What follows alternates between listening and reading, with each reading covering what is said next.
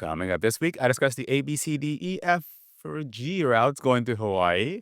I play Nintendo Switch by sunrise in Honolulu, and I take a nice long stroll along the beach before taking a daytime nap for a red-eye flight back to Dallas. All right, let's get started. And thank you, Darren. It is Thursday, July 17th at 9:30 a.m. My sign-in time is 10:15 a.m. I left home 10 minutes later than I normally do because I was waiting for a video to process. It was the semaglutide weight loss video, being a pilot, and it took longer to process than I thought it would and didn't actually finish processing, so I left home at 9:25 versus 9:15. I still have plenty of time. Again, I don't like Hawaii flying very much, but this trip fit a hole in my schedule, and I picked it up. So my whole goal is to get to 91 hours a month of credit. Before I picked up this trip, I had 80 hours of flying credit. And I had this 3 days in my schedule. I'm like, "What should I do?" And I was actually hoping for another Dublin flight, and I missed out on 2 Dublin flights 'cause I waited too long to pick them up, and they went away. So, I was in Vegas on an impromptu vacation with my family. We wanted to go to Helsinki, Finland, but the strikes in Finland kinda scare us away. So, like, so we went to Vegas instead. Had a great time in Vegas.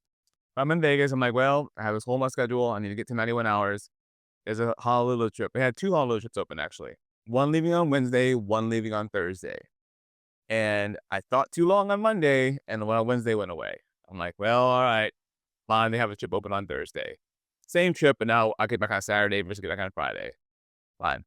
So on Monday, I've picked up this trip, and now here I am at 95 hours, and life is grand. Then on Tuesday, they had a trip open up for Wednesday that was a deadhead to LA and fly back. Super easy trip.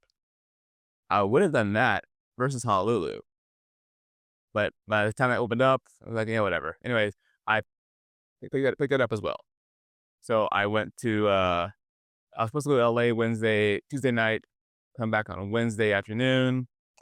It's probably already been posted, but I ended up having to deadhead to LA on Wednesday and fly back on Wednesday.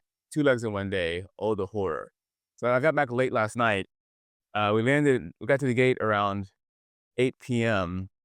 I got home around 9:10 p.m. And here it is, 9:30 in the morning. I'm already headed back to the airport. I'm glad I live in base and I'm glad I live close to the airport. Anyways, but now with the LA trip and this Honolulu trip, I'm at 107 hours and change of credit for the month. Not flying, credit. Reason being, there's soft time. There's soft time in this Hawaii trip, roughly 40 minutes. There's like 7.5 hours of soft time in the LA trip I did. So, good month now. Because last month I had 86 hours. Now I have 107 hours. So, Honolulu trip. This is a relief pilot trip. Yesterday, when I went to LA, it was an FO trip. I didn't fly because for other reasons. But it's a relief pilot trip. It is my only relief pilot trip for the whole month. My next 2 trips after this are both FO trips.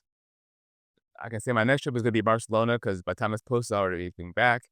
And the trip after that, I'm going to say it again, also is going to be Rome. This time, by the time this post, I've already flown. And I say that because people are weird on the internet, and I don't want to put my flights or my job or my being able to produce content at risk by saying where I'm flying, when I'm flying, and somebody doing something stupid. So, yeah, I have a Barcelona and Rome for the rest of the month. And I kind of built the ultimate schedule, now that I've said all that, because I am going to be pushing up against the far limits. My last trip back from Rome, I am legal by 15 minutes.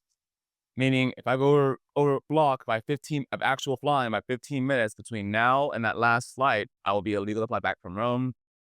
In all actuality, if the airline sees that, they're probably going to say, and either pull me off the Rome trip, or they'll have me fly to Rome and then head back, one or the other. So we'll see what happens.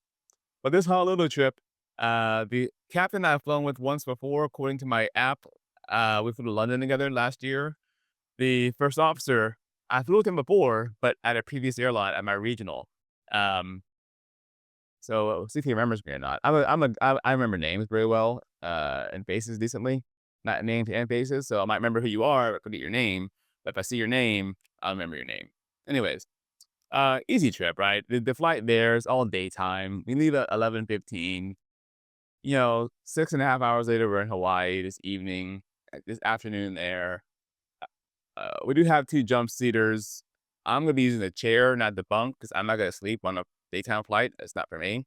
So, I guess, I'll be when I jump seat to Honolulu, they'll be in the crew rest seat for takeoff, and then they can have the bunk or the jump seat for en route flying.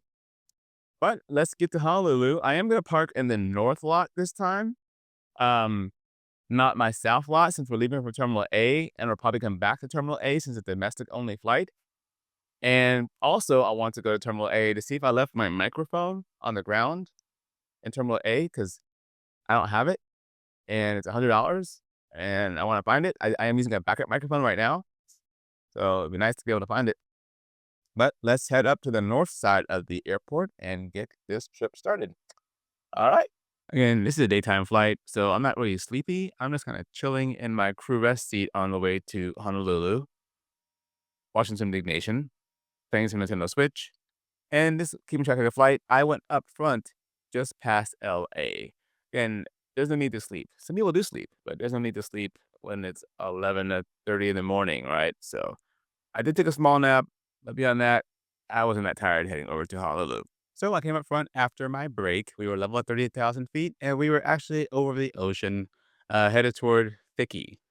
And that was the first fix on the F track. Now, you can see we're going to be at Fiki at 1808 Zulu. That is in the top right of my ND, my navigational display. We have waypoints all along our way, and we have what time we're going to be there. And we also need to keep track of our fuel. Well, our dispatcher sends us a slip that shows us the time, the waypoint, and the fuel all along the entire routing. We use that to make sure we're on time, we're burning the right amount of fuel, and of course, we're in the right location. Now, before I get to that, I'm going to show you what we have for our radio setup. So by this point, we're no longer talking to ATC directly with our voice. We have, well, HF radio to talk to them in case we need to talk to them. And we have CPDLC, that is where you have text messaging ATC, but we don't actively talk to ATC when we're over the ocean. We have 1, 2, 3, 4, 5 on the left radio. That's to talk to air to other aircraft. We ask about the ride, the weather, sometimes even just saying hi. 121.5 is the guard frequency. Every aircraft uses that in case we needed to contact ATC and we lose what frequency we're supposed to be on. So you have the speakers turned on both sides. Typically, we don't use or wear headsets because, again, we're not actually talking to ATC at this point in the flight. Now, we use HF radio, and that is just as a backup of getting a hold of us. The primary is CPDLC, kind of like text messaging between us and ATC. The backup is HF radio, and they have a way of calling us. It's called selective calling. Every aircraft has a 4-digit, 4-letter code they can use to call that specific aircraft. We make sure that the cell call is working. We have a primary frequency and a backup frequency to use so air traffic control can get a hold of us. But if cell call fails, and then CPDLC fails, we actually have a satellite phone on board. 2 different lines, actually, and Sat1 and Sat2, and we can call any number in the world. Now, we have lots of numbers pre-programmed, our dispatcher, various ATC organizations, and our maintenance personnel on the ground. But I can call my wife if I wanted to. It'd be awkward and weird, but I could. Again, it's all managed through center MCDU, or center FMS head, and then we listen to it via the audio tuning panel, the Sat1 and Sat2 up there. That is an overview of communications over the ocean. And most of the time it's very quiet, and we're just keeping track of where we are, and we're talking about random things, where you're from, hobbies, and that kind of thing. But as we approach each waypoint, we want to make sure we're on time, and these times are very accurate. I tried to make it as close as I could, but Vicky, my dispatcher said supposed to be there at 1805 Zulu at flight level 380 doing Mach 82, and we should have 79,200 pounds of fuel when we cross over Vicky. Then at Foots, which would be either 1819 Zulu at 380, Mach 82, and 76,100 pounds of fuel. I'm going a little bit fast right now because I was behind schedule, so I'll try to make up time. But our dispatcher can send us a new one of these if we get a reroute or if they see we got a big shortcut, they will send us a whole new fuel log through our printer, and we can start using that one to make sure, again, our time, our distance, and our fuel burn makes sense all the way across the ocean. We want to make sure we're burning either correct tanks and at the right times. 'Cause again, we have center tank fuel and wing tank fuel. On this particular flight, we're only using the wing tank fuel, not the center tank fuel. And the operations over the Pacific Ocean are very different than over the Atlantic Ocean. On the, especially, at least for me, what I've seen in my experience going to and from Hawaii, for the most part, we use named fixes like all the F track. Going to Europe, we typically use random routes, and it's just latitude and longitude fixes all across the ocean. So it's very different between the two um, theaters of operation. But when we're not doing this portion, tracking our fuel and our time and our distance, we're just talking about your hobbies, where you're from, overnight stuff, contractual stuff, that kind of thing. Sit back, relaxing. It's a very quiet and peaceful flight deck across the ocean on most days, including this trip. If I was up front for the rest of the flight, the captain made a great landing on 8 left, and we taxied into the gate. There are many parts of the terminal that are actually outside. And in this policy at my airline, that all wide-body pilots wear their full jacket all year long, so it's a little bit warm walking to the hotel van, I'm not gonna lie. Hopped in the hotel van, I did break out my new fan. I did buy it on a TikTok shop. I bought actually about 2 of these, but this is my first one I bought. It was just a little bit warm on the hotel van, but we arrived in Waikiki, and now for the debrief. So, easy trip to Hawaii. Yeah, this is my second time in Honolulu. First time I came here as an FO, this time relief pilot. I think I've done both cities, Maui and Honolulu, as both relief and pilot flying. Um, we got to the gate, and I thought I was late. I was the first pilot on board. Got the whole flight deck set up, and then I was told we were delayed. I head out to the walk around, and the pilot and FO came up. The FO, I flew with an Eagle many years ago. Captain, I flew with in London a few months ago. I did the walk around. Came back up front, and we were delayed because we had 5 kids on board traveling by themselves. They were running late. And the airline is like, "Hey, we have 1 flight a day from Honolulu. Let's get these kids on board." So we waited for them. They got on board. We launched a few minutes late. Took off when it left, no, we did not make the restriction. We had a heading. And climbed up. I made the breaks a little more than 2 hours per person. The captain wanted the top bunk.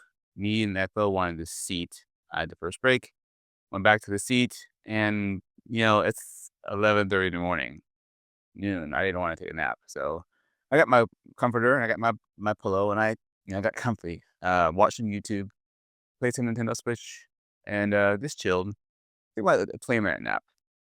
I did have to buy Wi-Fi today because it's Thursday and it's video posting day, and I reviewed my video and I saw a typo. And I had the video set for automatic release. I'm like, "That's a typo, and I can't stand typos." It was small, but I bought the Wi-Fi, and I put in the disclaimer in the description that I made a typo. Whatever. Went back up front, just past LA, about much time. Interesting.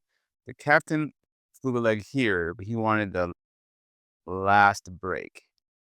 Normally, whoever's flying, not customary, whoever's flying takes the second break. Whatever. A little bit of confusion because we had a jump seater on board. So I'm in the FO seat thinking he's coming back. And I'm sitting sideways, talking to the captain, just chilling. And here comes the jump seater back in this seat. I'm like, cool. I'm watching the clock, like, all right. And my meal's in the back seat, like, waiting for me. I'm like, this FO takes a long time to come back from the restroom. It's like 15 minutes. And the captain's like, he's not coming back. He's on break. I went, he's on break? I thought he's coming back. No, no, I'm taking the last break. I went, oh, okay. So I grabbed my meal. It was beef and shrimp. It was fine. So I was pilot monitoring, um, and then pilot flying. Nothing exciting. Me and the captain talked a little bit. He didn't talk a whole lot. Me and the FO talked a little bit, quite a bit more. We get some pretty monster turbulence for a little while. We were all warned about it. We got warning from my dispatcher, and then warning on the turbulence app, and then 123.45 is what we use to talk to other planes. We all talk to each other. So we're like, hey, if you're on track F, we're on track F, you're gonna hit turbulence 100 miles before this fix. And we did. It was a little bit of about 10 minutes of, hey now. I was flying, so I had to manage that. All good. Kind of came back up front. He made a spectacular landing. Like, it was a legit 20-knot direct crosswind component. Greased that puppy on. Like, damn. Got into the gate and done. So I did go to Betty's Burger. I went there last time.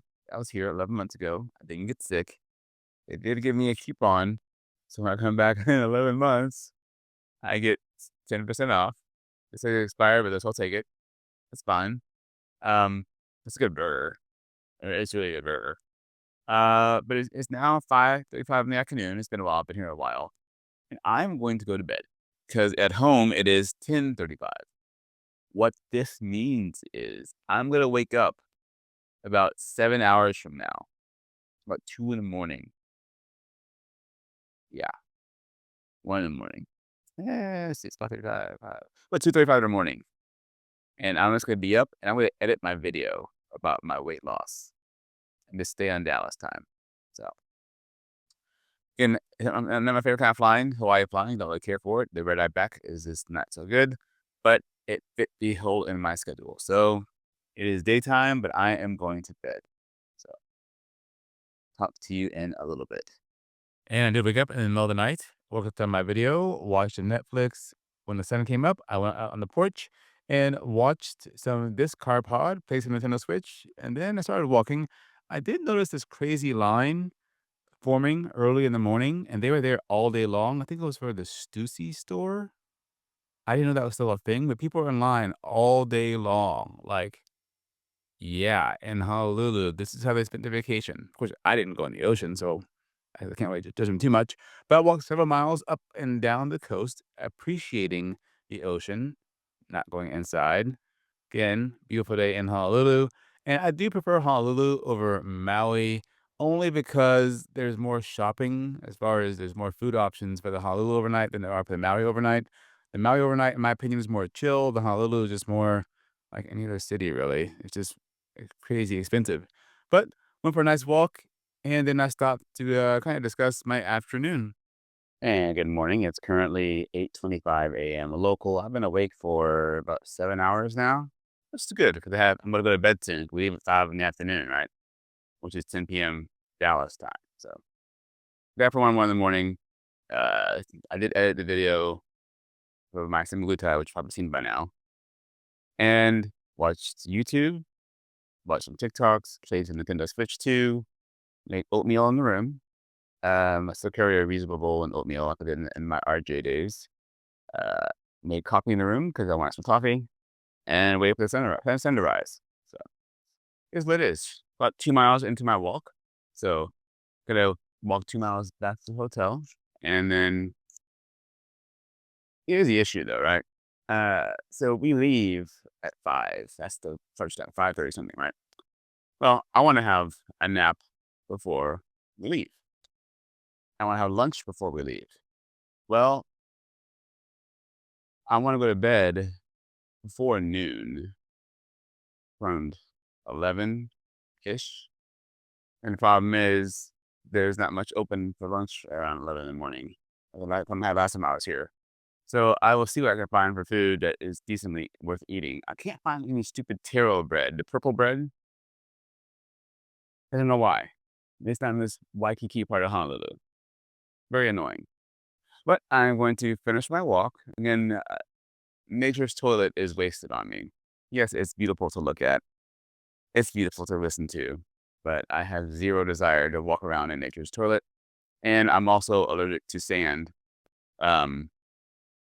I get these welts in my hand. I saw a TikTok about what the welts are called. I don't know what it's called, but I got these like little things, lesions, not lesions, my skin gets little hard parts are on my skin when I touch certain kind of sand. It's not all sand, it's a certain sand. So I don't even want to risk it because it's kind of not painful, it's just irritating. So overall, good. Good overnight. And I'm just gonna head back to the hotel. Maybe post the video today. We'll have to see. A little bit of a vulnerable video. I was saying that word wrong, but try to make sure I don't say anything too private in there. Because I'm a pretty open person, but people are weird on the internet. So, anyways, all right. Back to the hotel. Okay, so Honolulu overnight, almost done. I did go to bed earlier than I planned on it. It was bed around 10:30 this morning, which again, I woke up around the 1 o'clock hour, so it's still early, I guess. But I did sleep until almost, what, 1:40? So a good 3 hours nap before the flight. I went to Panda Express for lunch because I just wanted food. I didn't really care what I got. Just put food in my food hole. Yeah, it's an overnight. Um, to get back tomorrow morning at 6 a.m., I did get my schedule for next month. Well, I got all my trips for my schedule for next month put on my schedule. And the first two trips, I'm showing negative hours, meaning not legal to do them. So we'll see how the airline figures that one out. I've never been in this situation before. So it's a good problem to have overall. But yeah, off for 2 days. And then Monday, I head to Rome. Not Rome, it's a lie. Barcelona. In theory, I want to trade it, but I can't trade it because I'm so over hours that the system's like, we can't give you any. I can go down to a Maui trip, I think. I can go down to Maui only. That's it. I can't trade it into anything else, which is annoying. But I created this problem per se. So, anyways, head downstairs, head to the van, and head to the Honolulu airport. Again, sleeping in the middle of the day is kind of weird. I'm glad I can do it. We head back to the airport. Again, it's a 5 something departure out of Honolulu, which is like 10:30 at night in Dallas. So it's a real red eye. There's no sugarcoating this. It is a real red eye. I did survive KCM, so I'm back to being, I guess, not randomed. Kind of nice. And it's a pretty good walk from KCM over to our gates. I'm a little bit warm, just a little sweaty. But got to the airplane, stored my bags away in the overhead bin because again, I am the relief pilot for this trip. Did the pre-flight and launching out of Honolulu, it's kind of, it's a long taxi over to the runway, and then it's a climb to a DME to a turn leaving Honolulu. You think they have a more like RNAV, but no, they want us to turn pretty quick leaving Honolulu. Not too bad. It's not too hard to do, really. But made it to DFNW super early in the morning. Again, this is a painful flight for me. It's just the breaks aren't long enough to get conducive sleep, but I know that's going in. That's why I have an afternoon nap before the flight because you have to pay a sleep penalty at some point. Like you pay it in advance or pay it later on. So I like to pay my sleep penalty early on. But got out to my car, set up the camera, and this is how I do my whole debriefs in the car. Cameraman on the windshield, microphone on my lapel, and let's go home. All right. When people are behind me waiting for your spot and they signal, I almost feel rushed to get going. I shouldn't feel rushed to get going, but I do. Oh, wave? No wave. I should have stayed longer. Just kidding. Uh, tired. 6:21 a.m. I guess I can turn off the stupid meta glasses. So yeah. Again, don't like Hawaii flights. Don't like Hawaii flights. And it is really dark. So I am going to pause, pull off my filter, and then we'll get going again. There we go. Now you can see me a little better. That was a flight, you know. Kind of funny that the captain was so late to the van because he has a old-fashioned watch, but it didn't really matter because we all got to the gate and we got there before the gate agents did. We did have a jump seater on board. Nice young lady from Hawaiian, going to Oklahoma. It was nice to meet you, but she doesn't do social media, so she will never see this video. Um, Normal departure out of Honolulu, climbed up right turn. I went to the bunk, and there was warning of turbulence, moderate turbulence for the first 45 minutes. So he had the flight attendant remain seated, right? And so that influenced me to not go to the seat like I normally would. Because if they aren't getting up out of their seats, then when they do get up, it could be busier than normal with their meal service. So I went to the bunk. My break was only less than 2 hours long anyway. Um, Fell asleep decently. I never used the restroom because I had very little water. I planned that one. It's non-dehydrated, but whatever. I was dehydrated. Slept, woke up, went up front, and then I was in the captain seat and then the FO seat. I think on this video, I gave an example of what would happen if we had a medical emergency on board. Just what would happen. None that we had one on board. Um, had my meal, talked to the dumpster for a while. She was at SkyWest. She was a SkyWest flight attendant, and then got hired by SkyWest to get pilot.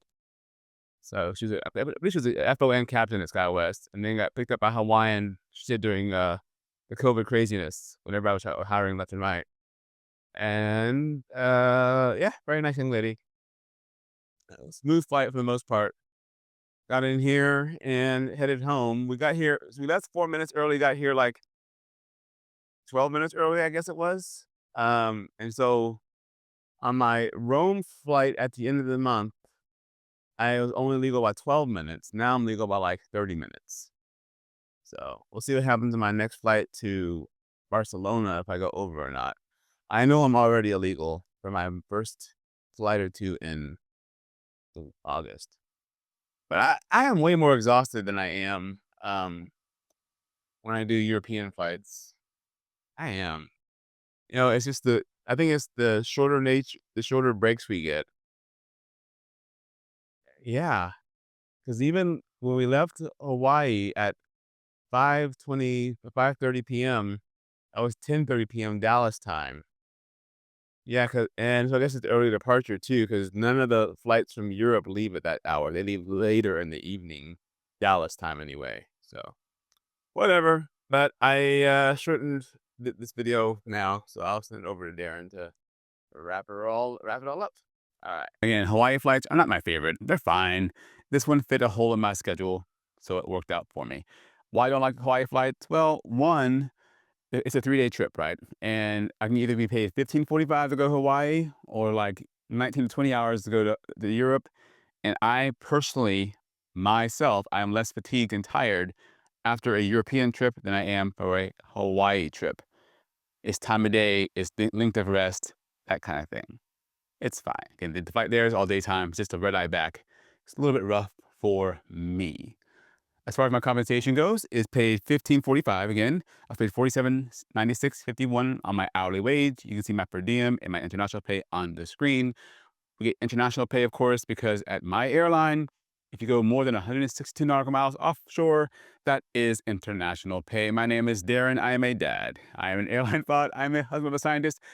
I would love it if you would subscribe, drop a comment, click like. Have a great day. And as always, thank you for stopping by.